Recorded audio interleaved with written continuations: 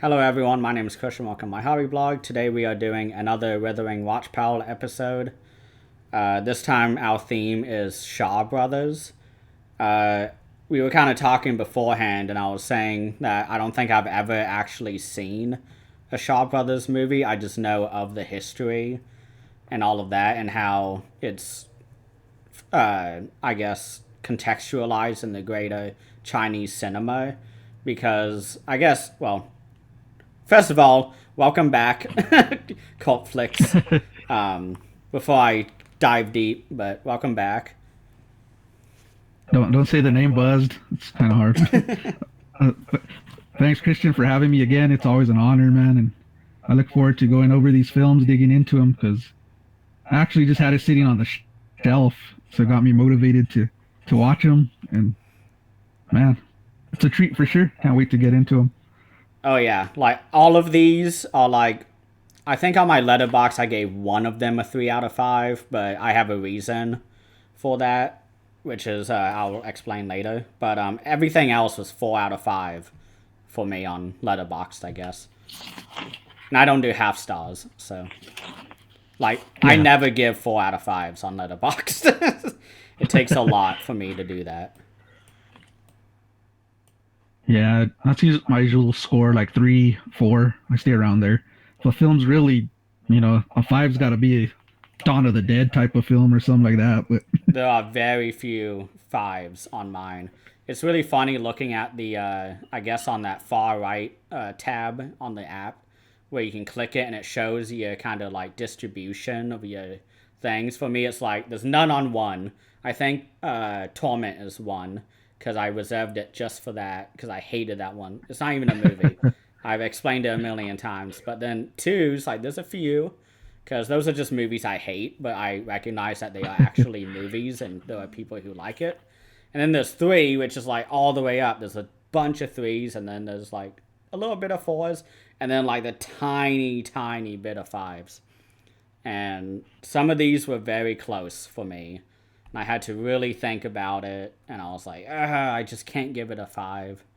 Because fives is like Tampopo, Night of the Living Dead, Seven Samurai, like masterpieces. yeah, So, masterpieces. I stayed in that same range as you, 4 out of 5, and then I had one that was 3, and it jumped up. So nice. it's a tale of two films, a half and a half, pretty much. Yeah. Yeah, So I guess I'll start the little thing that I was about to start, but I was being rude as a host.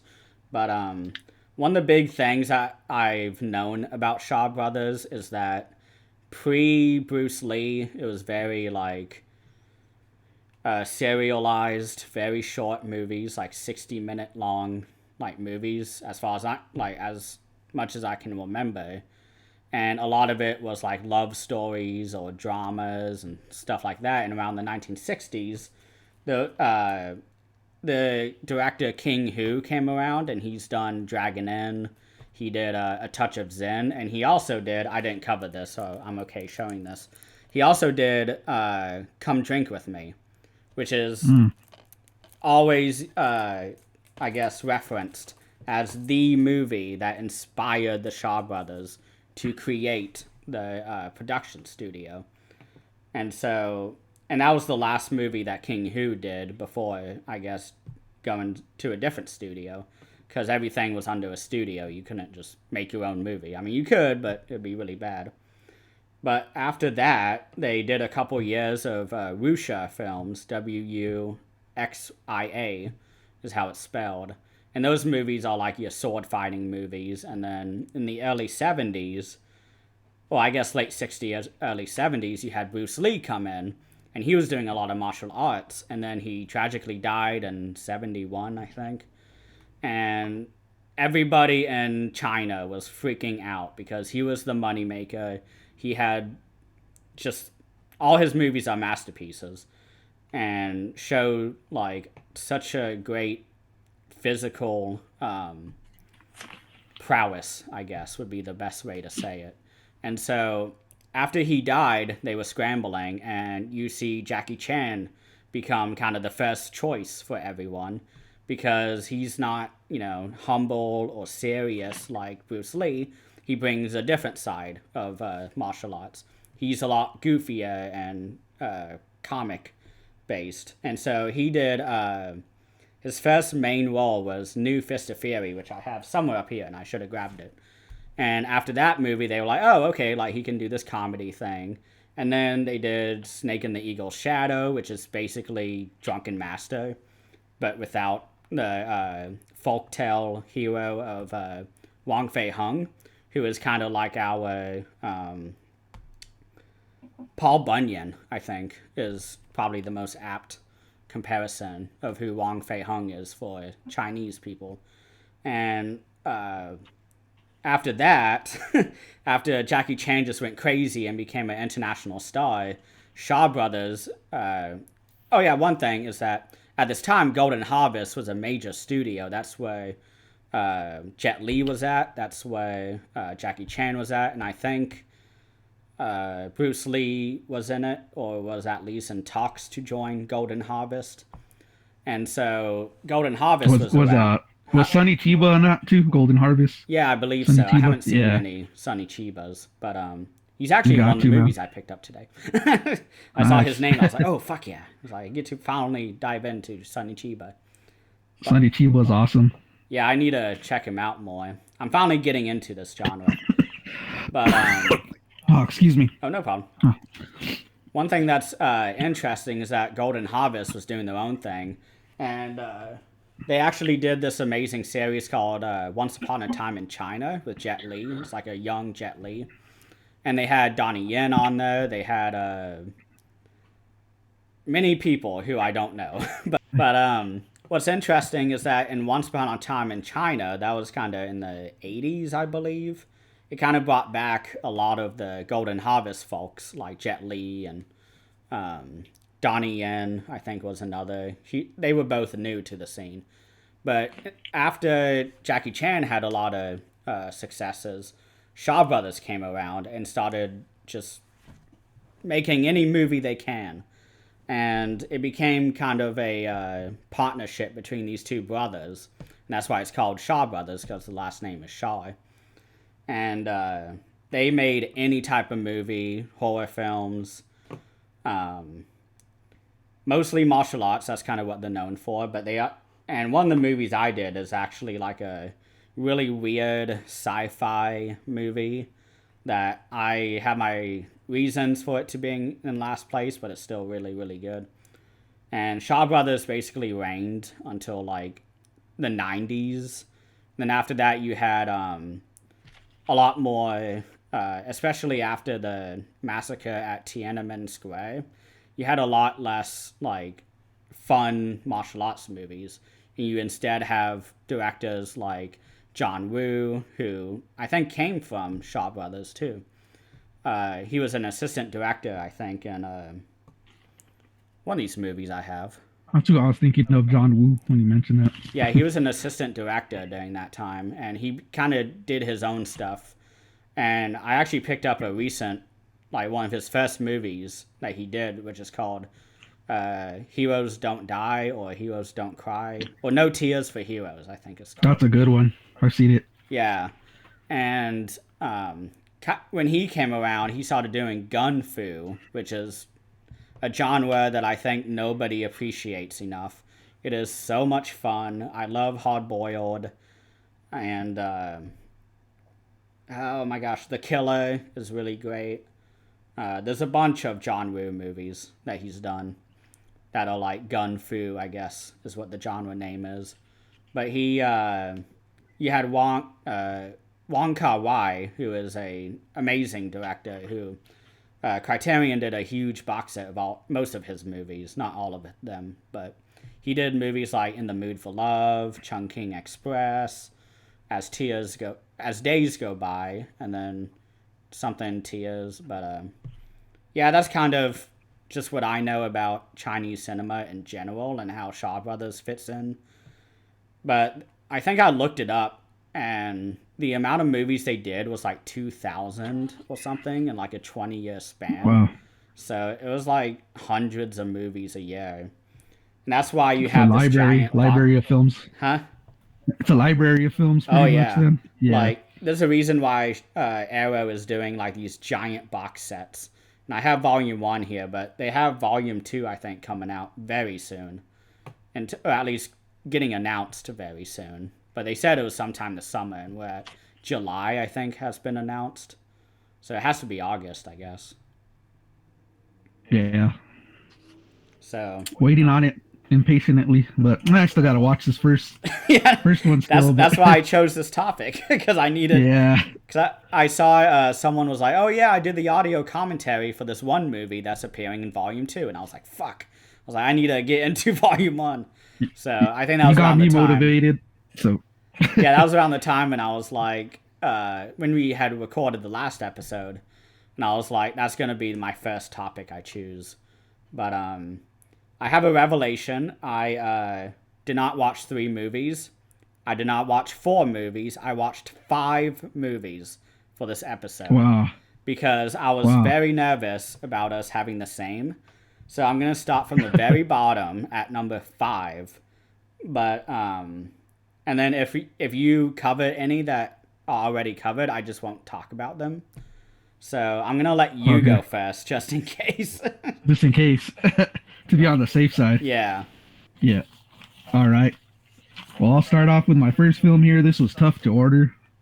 I went through it like 10 times before I put 3 films in order, but this is gonna go from, I'm gonna say good to greatest, because there wasn't a bad film here. So I picked the 5 Shaolin Masters from 1974. I did not do that. Okay. I was looking for it to see. And this stars Fang Yu. Well, that's our main character, and he's played by Fushang. And he's in a lot of these films. Well, Alexander I've seen him in a Fushang? couple. I'm not sure on the first name, but I know it's Fushang. But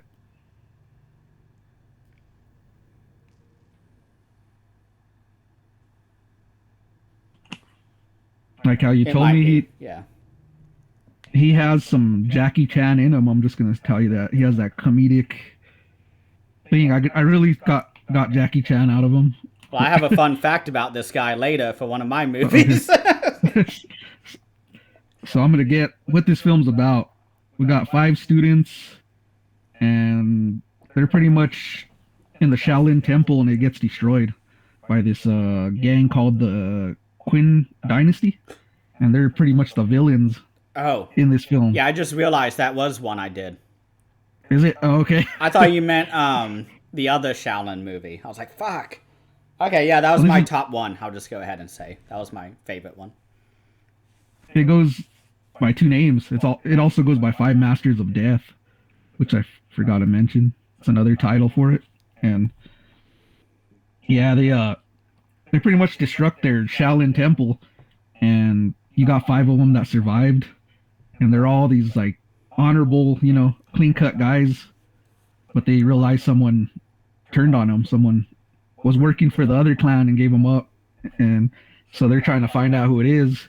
And I guess their quest is they have to go separate ways, so all of them go like one way. They're all, we got to go our own way. It's safer that route, and so they all go into the mountains separate.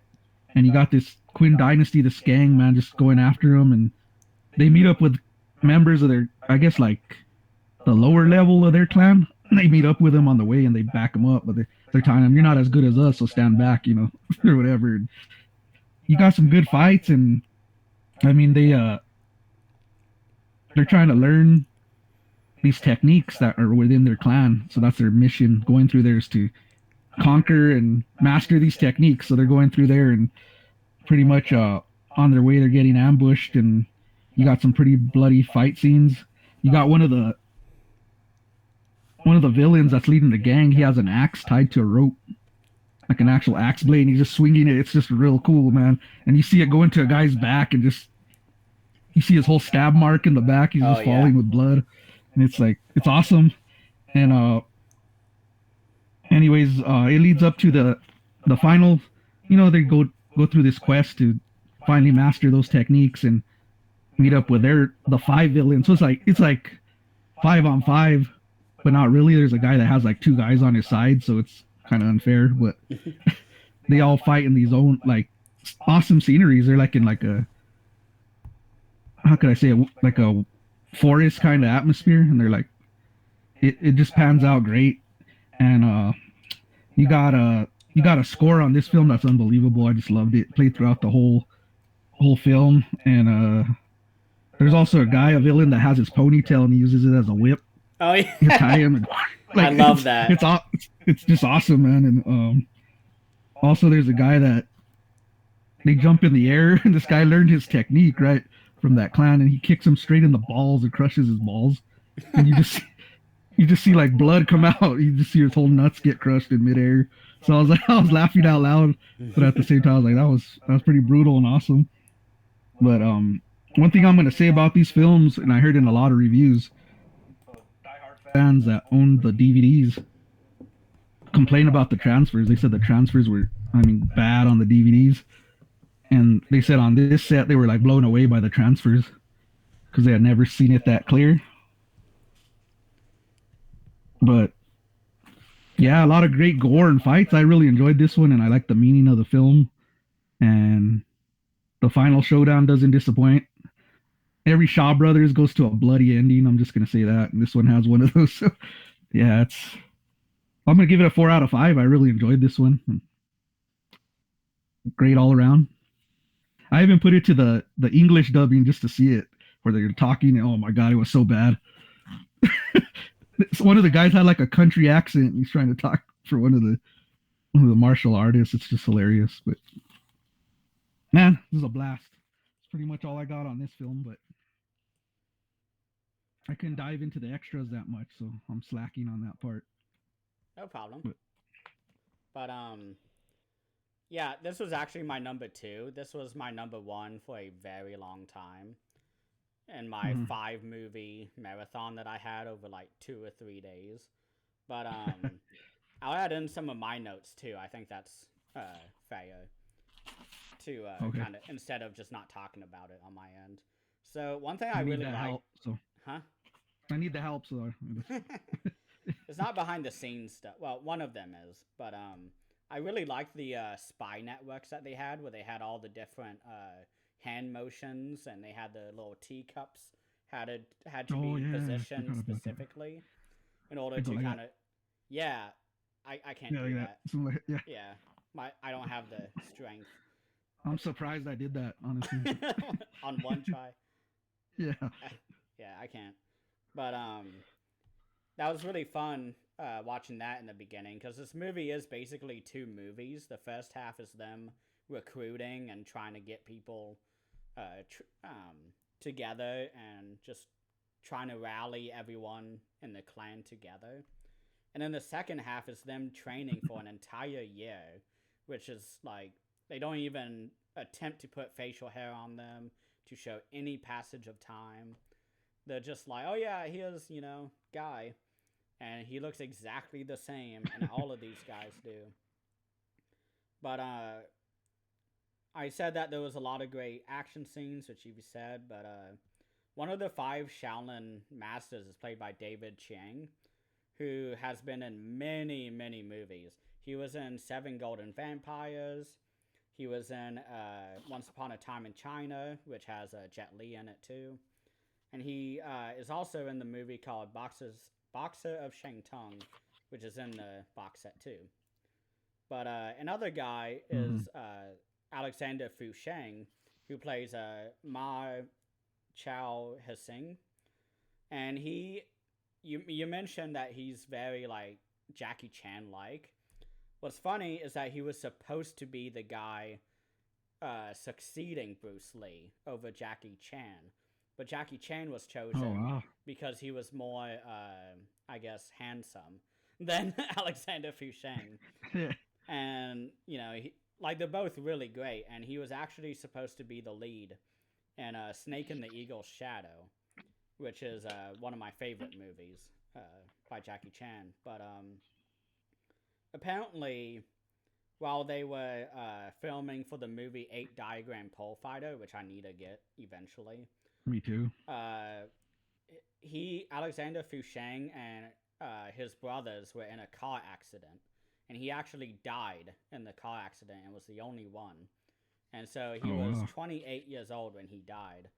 And I was like hit very hard because I was watching this movie and I was like, wow, this guy, like, he's awesome. He reminds me of Jackie Chan. And I looked him up, like, during one of the fight scenes, and it was like, oh yeah, he tragically died at 28 years old, and he had like Wow. his I guess career was just I didn't know that. starting. That's Yeah, crazy. his career was just starting, and it was like cut short. You know, he was in 8 Diagram Pole Fighter, and they had to reshoot the entire movie afterwards because of that, and had to somehow salvage the movie. So I'm Wow. curious, like, what the original version would have been like, because he was one of the leads. Like, because he in Yeah. this movie and another movie in the set, he is the side guy, and you know, his first movie, he's the Yeah. lead. He gets killed, so it was very tragic finding that out. Because I liked him too. He was awesome in this movie. Okay, so anything else on Five Shaolin Masters? No, I pretty much covered all I had there, and you put the extras there, so I think that's it. It's complete. Awesome. Well, I'm deleting it from my list. um, one down. yeah, and it was nice because I did do like five. Like I wasn't kidding, like that. And so it's I nice should have done that, that. yeah, because I was like, oh no, like,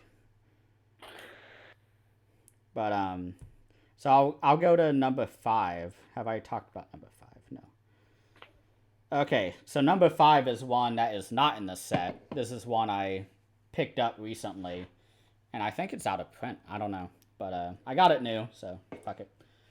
This is a really weird Shaw Brothers movie from 1975, directed by Sean Hua. I think that's how you say it. I hope. This is a movie that I bought when I saw a clip of it on, I think, Arrow Video. Uh, Somebody, I think it was AGFA, one of those Instagram pages who just uploads random clips of like random movies.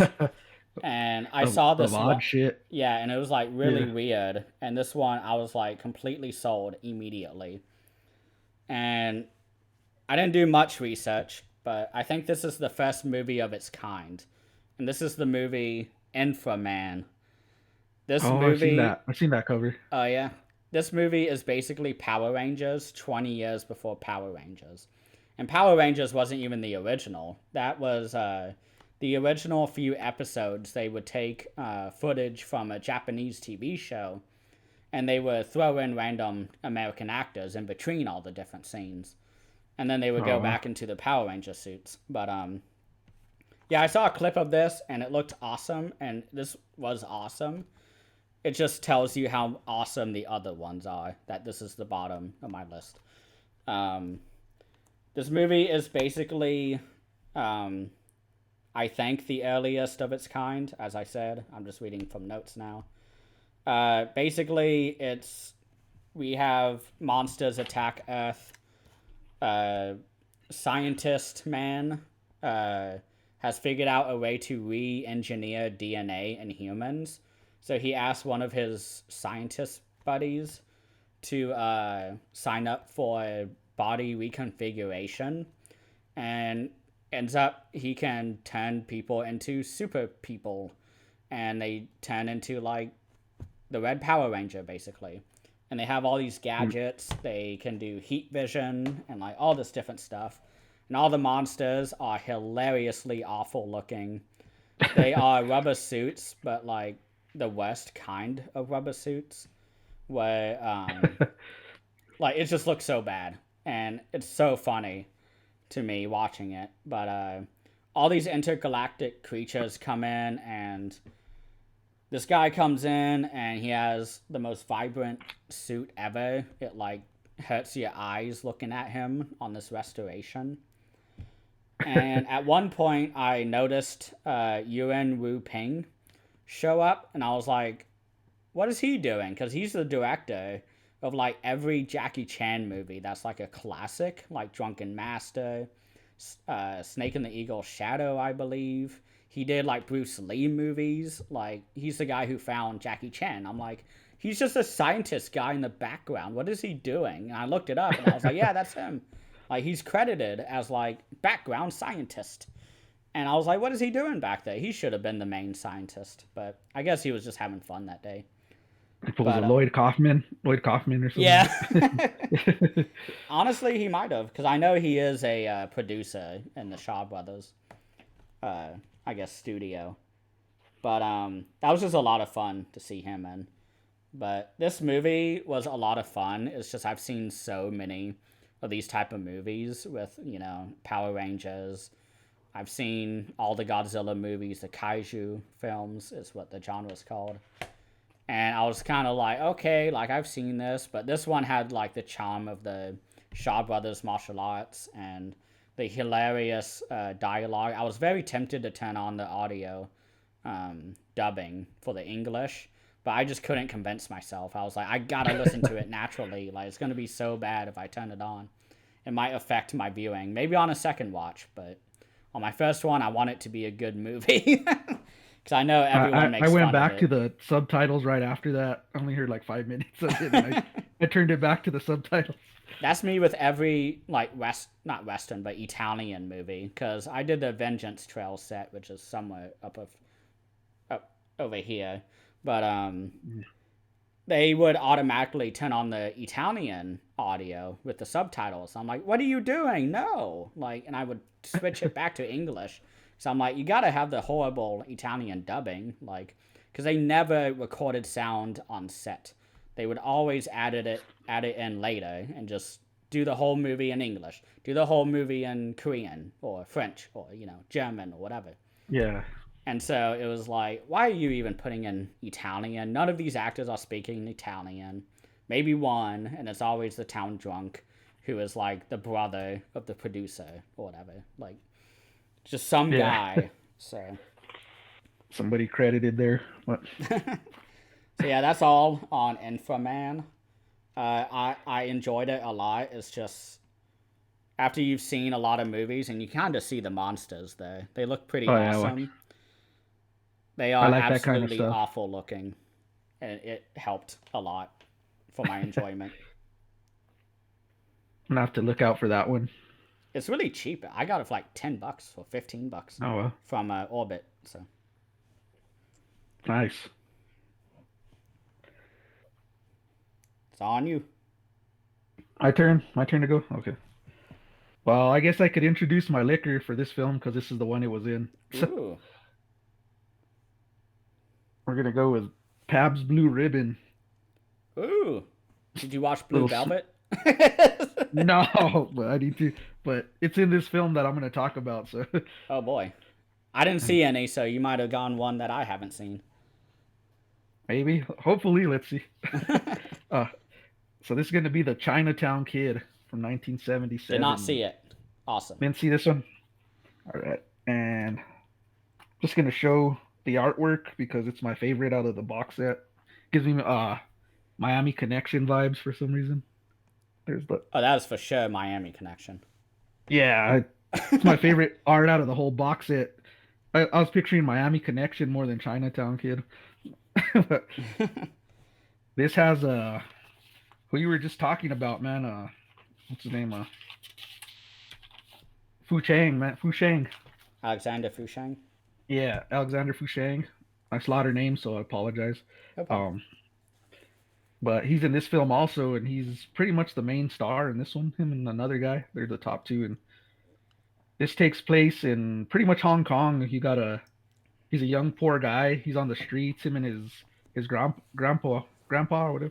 It's pretty sad because they're like scrapping for coins and pretty much just trying to get by any way they can. They're on the streets. They're trying to get a place and make ends meet. And we got him pretty much. They get this idea because they find out that I don't know what his name is in the film, but let me get that name again. Fushang. Okay, I'm just gonna say that. Is really strong and talented. He can fight, and so they're messing around with an orange, and he squeezes a whole orange and just pours the whole juice out. So like his grandpa's like, we can make money off this. Let's put an orange juice stand. So they put it off in the street and they're selling orange juice, and he's squeezing the oranges fresh like that with his strength, showing it off. And you got people like amazed by it, like, you can do that? I'll buy one. I'll buy one. Sure. They're impressed with that. So they're making money. And then you got this gang that comes in, this kind of like rich guy. He comes in with his fancy smokes and suit, and he goes up to the stand and he's like, let me buy drinks for orange juice for everyone. He gives them like money. He's like, keep the change. And the grandpa's like, no, you give him his change back. We don't take freebies. So he's taking it by, and he's like, he throws the money, not carrying or whatever. And he tells this guy, you're pretty strong doing those oranges or whatever. And he starts to mess with him a little bit. And he has his gang around him. And that guy pretty much, Fushang pretty much takes out the whole gang, man. He beats them all up. And this guy's like, you're pretty good. I want you on our team or whatever. And the grandpa's like, don't get involved with them. They're gangsters, whatever. They do bad stuff. And he's still impressed by it. And I guess he goes, and this guy, he shows him his watch, and it's a digital watch. So I guess that's like the big thing. And he's like, oh, I always wanted one of those. He's like, oh, how does it work? He's pushing it. Wow, it doesn't have the hands. He's impressed. And the guy's like, I could give you one, man. He's all, how about I fight you, and if I beat you, I get the watch. Ooh. So he's like laughing. This guy like, I'm the champ or whatever. You're not gonna beat me. Let's go. So they go out to the middle of nowhere and duke it out. And he humiliates him, man. He beats the crap out of this guy, and the watch gets broken on the fight. So he's like, I didn't get the watch. So then he got the boss. She's a lady coming in, and she tells him, well, if you go and rescue this girl from this clan, I'll give you a watch. I'll buy you one. So he's like, okay, I'm poor. Heck with it. I'll do whatever. So he goes up, rescues the girl, and he finds out that they're using this girl as a hooker. They're selling her. And I guess they got her and they want her. They're both selling her back and forth. And she's like, I'm trying to get to my brother. I don't want to do this. So he like rescues her, takes her to the brother.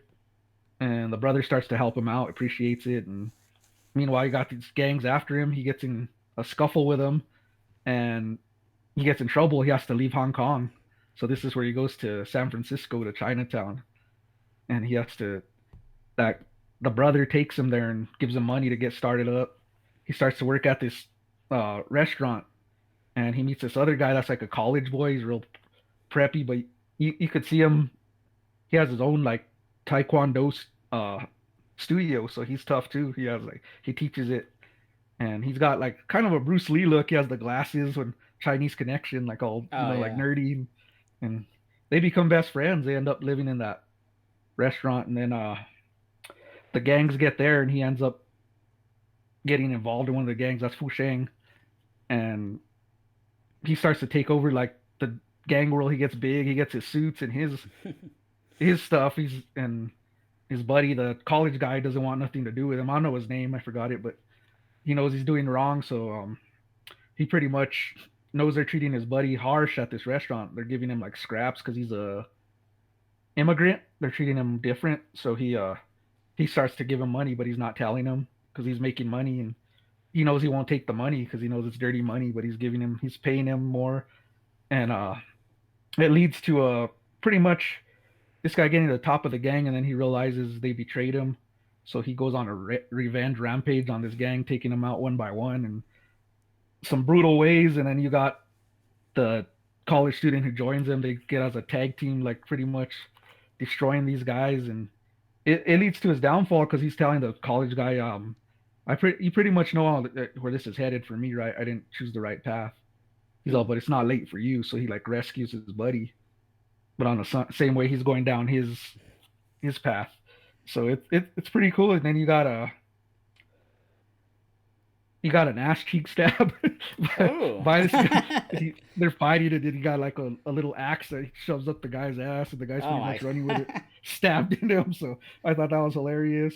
And it's funny because when they're in San Francisco, they got hot dogs stands. He doesn't know what that is. He's from Hong Kong. He's like, hot dogs. He's all, what kind of dog meat sausage is this? And you hear it throughout the whole film, dog meat sausage. And there's even a part where a girl that he's dating or has some for is like, where's the dog meat guy? She can't forget that he's saying the dog meat. So, and then he shows up, and pretty much there's a scene where this is where the beer comes into place, the brother gives him a beer, one of those beers, and he doesn't know how to open it. So he like slams it. He just shoots all in his face, and he's like he's trying to like drink the suds. He don't know what he's doing, so he's trying to teach him. And yeah, shotgunning pretty much.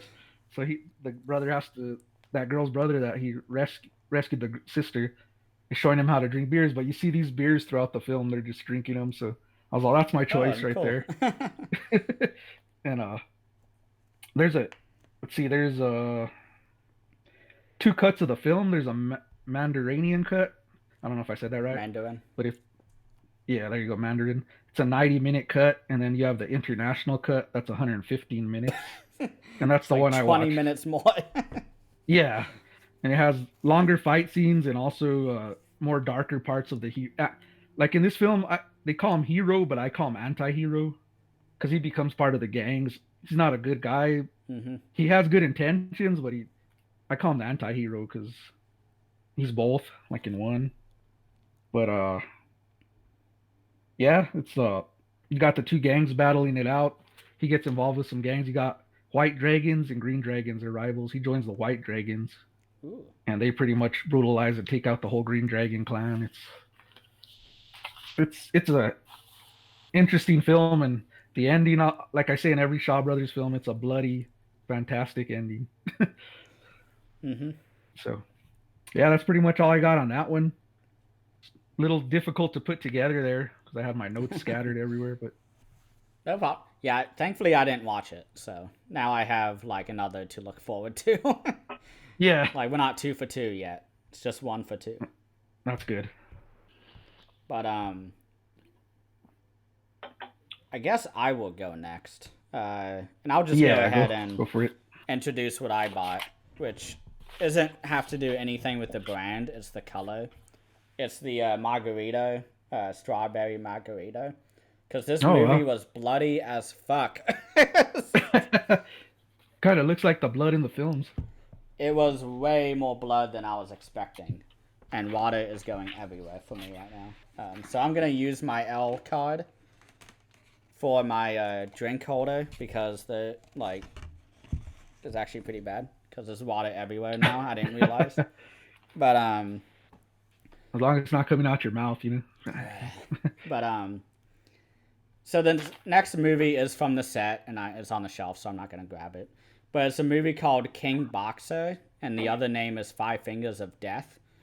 It's from 1972, so it's a really early one. It's by Chang Chung, who I'm not really familiar with, but based off of this movie, it's really fucking awesome. This was number 4 out of the 5, so we already did number 2, which was 5 Shaolin Masters. But this one stars Lo Lie, who is basically someone who wants to learn like martial arts. So he shows up to the Shaolin, or this temple school thing, and he's like, hey, I want to learn. And they're like, oh, you're not good enough, go to the kitchens. And while he's working at the kitchens, they have him do all sorts of different training stuff that he doesn't think of as training. So one of them is them like throwing like hot boiling water at him, and he has to dodge and like all this stuff. And he's like, what are you doing that for? And making sure the water's not everywhere.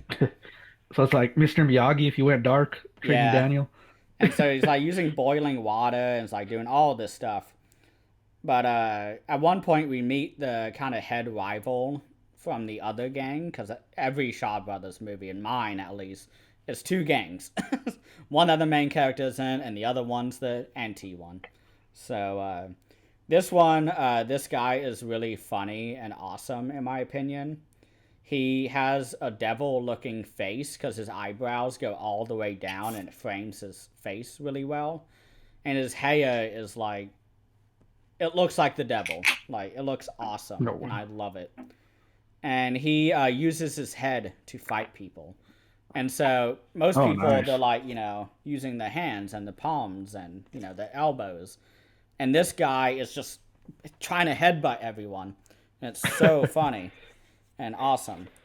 And that's the uniqueness of these films. Yeah. And there's many parts where he like breaks entire like wooden supports for like balconies and stuff, and he dodges out of the way, or he breaks somebody's arm by hitting his head on it. Like, he is hilarious. But there's a martial arts competition coming up, and so our main character, who is played by Lo Lie, must train for that with another martial arts school that he is at the kitchens at, because his hometown elder slash father, or father-in-law, well, future father-in-law, he hasn't proposed yet to his daughter yet, and he this elder and his family cannot provide the training that he needs, so he goes to this new school that he was rejected to already, but then they let him in this time, and he's doing his training, and then at one point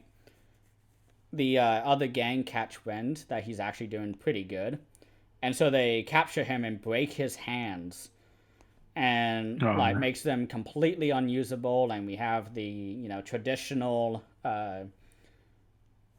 low point of the story arc of your 5-act or the 3-act structure, but the 5 kind of points of the story of the introduction, rising action, low point, climax, and then resolution, all the 5 stages.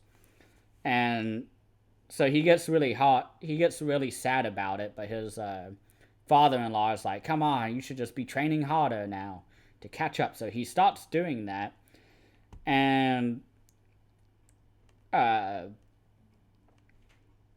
rivals bring in like Japanese assassins from like a Yakuza gang, which was shocking. Like, I never even thought they would do that. But they bring in like these 3 different Japanese Yakuza assassins, and they are like awesome sword fighters. And so the rival devil guy shows up at one point and tells the hero, like, hey, by the way, a bunch of Japanese assassins are ahead. And they start working together, which was a lot of fun to see. And basically the entire movie, anytime anything awesome happens, you get the thing which I discovered Tarantino stole from. You get the nuclear alarm going in. Bwah, bwah, bwah. Oh, yeah. You get that. And I was like, oh my god, like, Tarantino stole this too? And I was another for the checklist. It's like, because it started playing, I was like, oh, this is awesome, but I've heard of this. I've seen this. Like, where have I seen this? I was thinking about it while watching the movie, and then I had Kill Bill just pop up in my head. I was like, oh, yeah. He did that in that movie. Oh, okay. Whatever. It's subtle enough, like, it's not like entire plot lines like what he usually does, and doesn't credit them. But I was just kind of like, oh, that's... I was like, I know this from somewhere. I've heard that somewhere. Yeah. Tarantino. Of course it's Tarantino. Yeah. But at one point there's an eye gouging scene where our I think it's one of the Japanese assassins, he just straight up just pokes a guy in the face and impales his fingernails into the eye, and he pulls it out, and it just falls on the ground, and he steps on it and crushes them. And I was shocked. That's what I like to see right there. I was absolutely shocked, and I loved it. But this movie was a lot of fun, and it was only at number 4, so stay tuned. It's like that scene I saw where the balls get crushed. You see them like crushed on the floor. You're like, oh my god. Acorns. Acorn, yeah.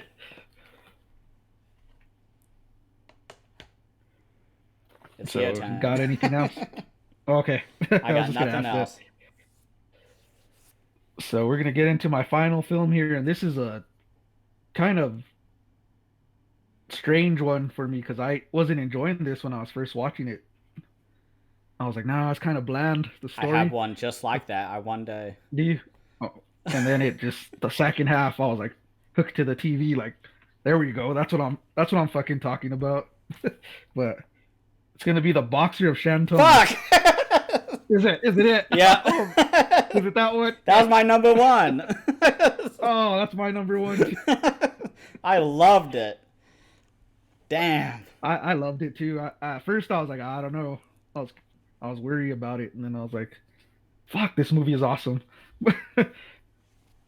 So let's see what I do here. You could help me out if I do some. Yeah, I'll add But whatever I can if you don't say. when you were speaking of David Chang, man, he's in this one as a gangster and kind of like a master too. Huh? He's like a master, but he's in the gang too. It's like, but we're gonna go with the guy's name is Ma Yun Chen. They call him Ma in this film, and he's the main character. He's this poor guy. You go back to that poor character, and he's got a sidekick with him too. They're scrapping for money. They're getting any coin they can, and you pretty much have this Ma is a phenomenal fighter, man. I mean, he'll challenge someone straight to their face. He don't care who they are, and you right away get that with a guy cleaning chariots. They tell him to clean these chariots and disrespect him, and you got this guy saying like, "Man, I'll take all you guys on." They laugh at him, And he and does. he does. He pretty much beats all of them up, and he's pounding him, and it pretty much says they tell him he's a guy with an iron fist because he'll punch these guys' fists and crush them, man. It's just when they say his fist is like iron, they're terrified of him and stuff. But anyways, they go about their business. He starts to make a name for himself, and he gets involved with these gangs, and they're pretty much drawn to him.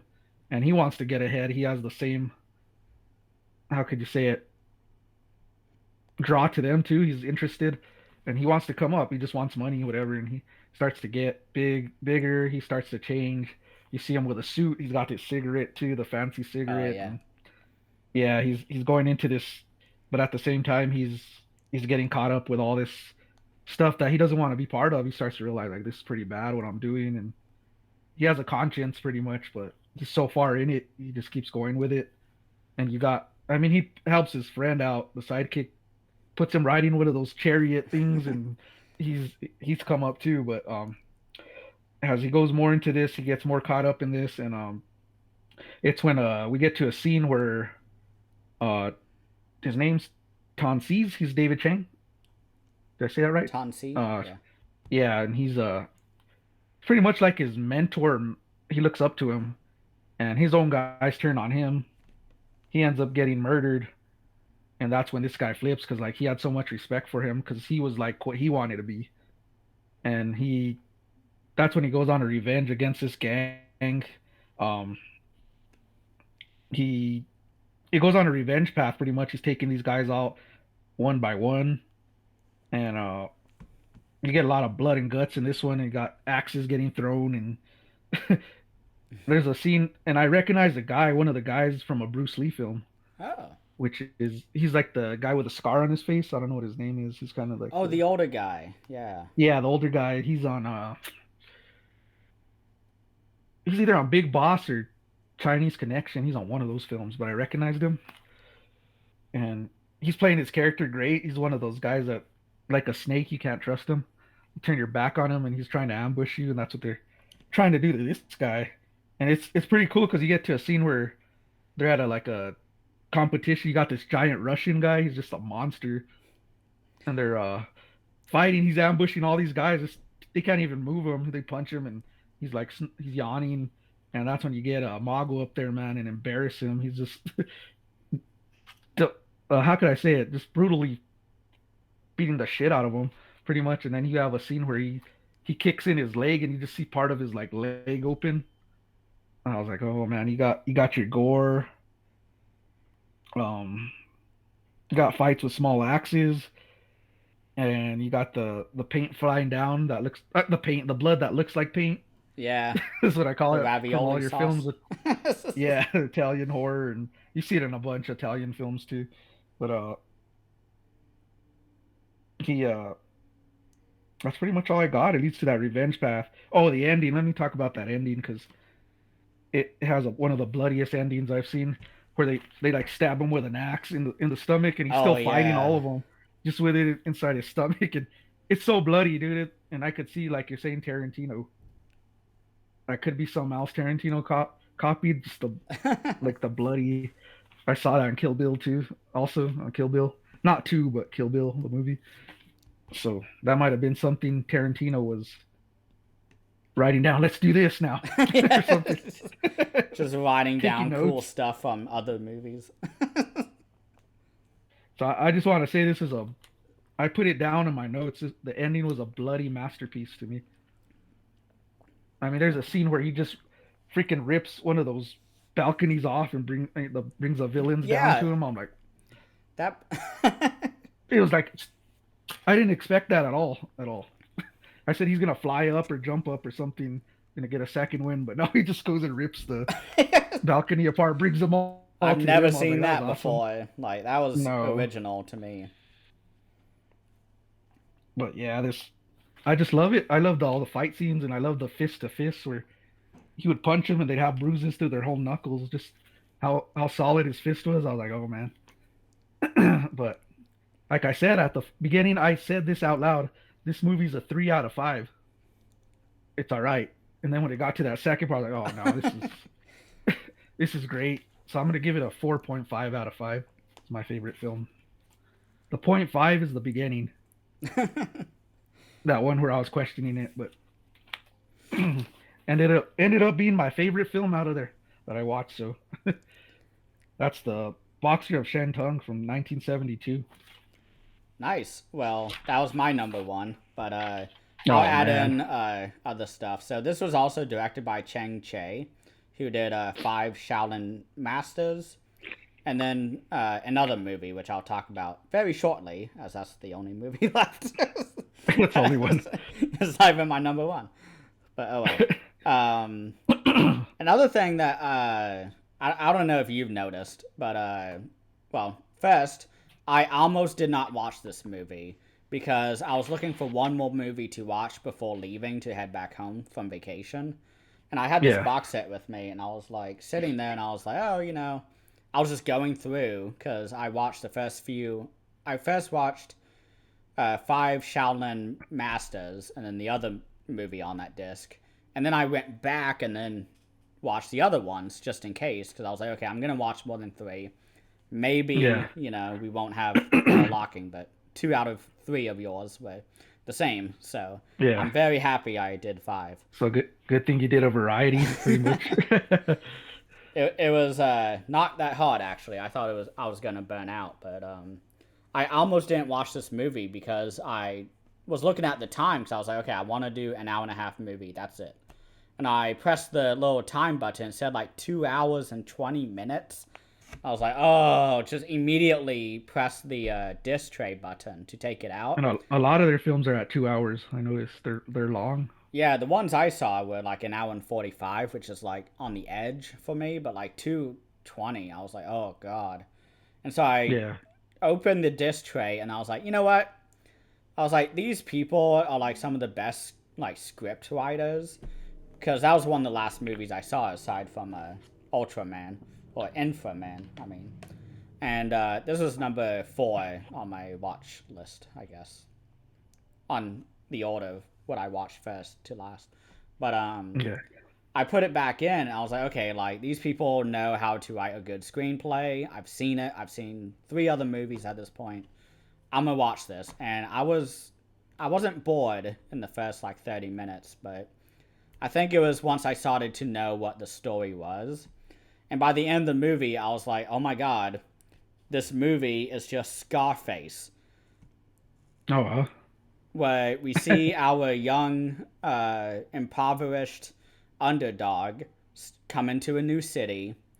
He is having a rough time. He has a couple successes. He has a friend of his who came from his hometown with him. And I'm thinking of the Brian De Palma one, not the original one. But Oh with okay. Al Pacino. And Yeah, that's what I was thinking about too. yeah, just to make sure, because I haven't seen the original and I have no intention of ever seeing the original because you I haven't seen the original either. can't touch the new one. Well, that one. But Yeah. so they get there, and then to, I guess, add to the parallels of this, by the end of the movie, he is at the top. He has his own carriage now. He has his own, like, lavish lifestyle. He has all the people he wants in terms of, like, recruits and people who follow him. He gets drunk all the time. And then in the final act of the movie, he is brought down from that position of power. And I was like, oh my God, this is just Scarface. And if you want to go even further, this is Yeah. also Wolf of Wall Street by Martin Scorsese. and was the same kind I of haven't thing. seen that one. That's like, oh my gosh, you would love it. It's awesome. I love that movie. I actually own it on Steelbook. It's like one of 2 Steelbooks I Is own. it the one with DiCaprio Yep, in it? Yeah. Okay. it's Yeah. amazing. Jonah Hill is in it. Mhm. The guy who played Punisher and also the guy in Walking Dead, Shane, I think. Oh yeah, Shane. Yeah. Shane, he's in there. Like everybody's in that. Matthew McConaughey is in that. Like everybody ever is in that movie. But He's like Bernhardt or something. His name's Bernhardt or something like that. yeah, Yeah. he does the chest bump thing that everyone knows. But that movie is exactly like this too. But this one came first. I mean, I don't know how the original Scarface is. I assume it's the same way. But Yeah. this is kind of like, it just blew my mind when I finished it. And I was like, oh, this is just that kind of story. Like, I love those type of stories where we see, So do and I. that's kind of what I was really thankful of when I put it back in. Is that like I had no idea. I don't look at trailers. I don't read anything. I just pop it in. And once I kind of realized what kind of story we were getting in the first 30 minutes, I think, I was like, oh, fuck yeah. Like, I'm going to love this. You know it. I'm Like, sold. this is, like, I don't even need to, well, I need to watch the rest of the movie, but I know that I don't need to watch any more to know I'll love it. I love And, that feeling in the movie. oh, yeah. And so I loved it. Yeah, and it's a Scarface. It's Pacino. He doesn't want to kill no kids. That's where his downfall goes. I won't kill no kids. He kills that dude, and that's when the whole cartel comes after him. The whole Sosa, or what's in Sosa? Oh, yeah. Yeah, the downfall. You could see it coming. It is so awesome. I loved this movie, and I guess What I'll was have it to. again? Which one Huh? was it? Oh, have you said the name of it? Or no, you haven't. This is Boxer from Shang. Oh, this is it. Okay, we're talking about that film. Yeah, I'm just Okay. adding on. Oh, This was my oh, number well, you're thinking one. of another movie, dude. No. Okay, yeah, yeah, it is. It is Scarface, dude. It is. Yeah, this is awesome. I'm thinking of something else. I was like, what movie is this? Oh my god. It's How many have I also had of connected these? to Son of Wolf a of Wall gun. Street. You gotta rewatch the episode Yeah. now. My god, dude, I tell you, But I guess I'll they're talk getting about. my brain cells. I'm really happy that 2 of mine were yours also, because that leaves 3 for me that I can talk about. So my last one is actually Yeah. number 3. This is the other Shaolin movie that's on that disc. 5 Shaolin Masters. This is Shaolin Temple from 1976, also directed by Chang. It stars David Nice. Chang and Alexander Fushang. So Nice. it's a double hit, I guess. But this is actually, I have like next to no notes on this because I was kind of like, oh, it's number 3. It's like middle of the road, whatever. Like, I won't need to talk about this last, and here I am talking about it last. But basically, a Shaolin Temple has to open its doors to the public because the Emperor of China has banned martial arts. I'm not sure if this Oh is well. a real life event or not. I think it was. But basically, the school is like, okay, we got to open up because we can't find any more people. No one's having kids. The Emperor is constantly sending government officials and all this different stuff. And so a group of determined people show up and they're like, oh, this school is opening up now. I'll go. And Alexander Fushang is one of them. And you have to fight in order to get in. And he really fights. Well, not actually fights. He actually has to struggle and really get into some hardships in order to even get in because he's starving. He sits at the desk, not the desk, but the entrance of the castle for like 5 days without eating, without drinking, nothing. And every now and then a monk comes out and is like, here's a cup of water. And he's like, no, I can't drink that because I have to experience hardships. And it ends up that actually helps his case because it shows how determined he is. But he quickly realizes that's just the beginning of the fight to get trained in martial arts. And we basically get months and months of a training montage of him and David Chang, who is, I didn't say which character he was, but I assume he was the buddy of Alexander. And they both kind of go back and forth on which training they want to do. David Chang ends up doing leg focused martial arts, and so he signs up to have like really heavy weights tied to his legs, and he just has to jump all day. That's his main job, is to just jump up and down all day. And at one point he sees that there's like a stack of bricks beside him, so he takes it, he starts hitting it on the ground to take a rest, and a bunch of like spear points come out from the ground, and he has to like start actually jumping and, you know, using his feet to go around the different spikes and stuff. So he's learning like to dodge them and stuff. Yeah. And so by trying to take a shortcut, he actually made it much harder for himself, which was funny to watch. While Alexander Fushang is having to take these multi-thousand page books, more like manuscripts, and having to unfold each page from like one to the other, and he has to lay it across like a giant courtyard of spikes that are like pointed up. It's not like spikes, but it's like really small footholds. And so he has to spread all the paper along each and every spike, and then he has to cross back and forth, making sure he touches every single spike before he stops. And so he's constantly going around. He's having to use his, you know, go backwards like this and kind of go backwards. Sometimes he has to go this way, and it's all this awesome stuff. But training, a lot of training. Yeah, and at the end, well, towards the end of the movie, a spy from the Emperor shows up. He's kind of like, hey, I want to be a student or whatever. And we get this huge fight scene between all the Emperor's, I guess, military versus the school. And Alexander Fushang is kind of like the main one who is drawing back the forces of the Emperor.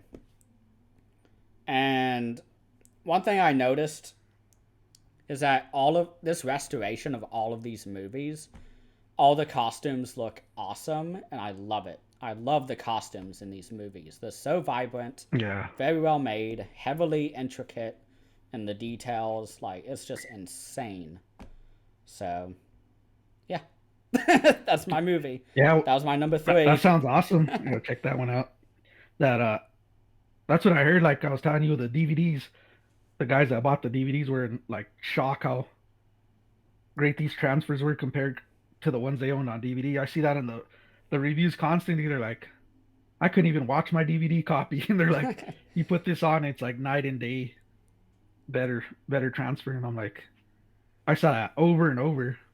You know, you're saying how the costumes are put together, everything. It's just, that's why they got their iconic name. I mean, the Shaw Brothers. That's why they're on top of there for a reason. Oh yeah. Yeah. But yeah, that sounds like one I got to see. What was that called again? I keep forgetting that name. Shaolin Temple. Shaolin Temple. It's on the same disc as 5 Shaolin Masters. So I did a double feature of those, actually. I watched them back to back. I was like, hopefully one of them he hasn't seen. I'm just blown away by the artwork. It just blows me away. Oh, yeah. King Boxer. You can see it on there. He has red hands. There's an awesome scene where after his hands are broken and he's been training a while to kind of repair them, the anti-rival, I guess the rival gang shows up and they're like, hey, we're going to beat you up again.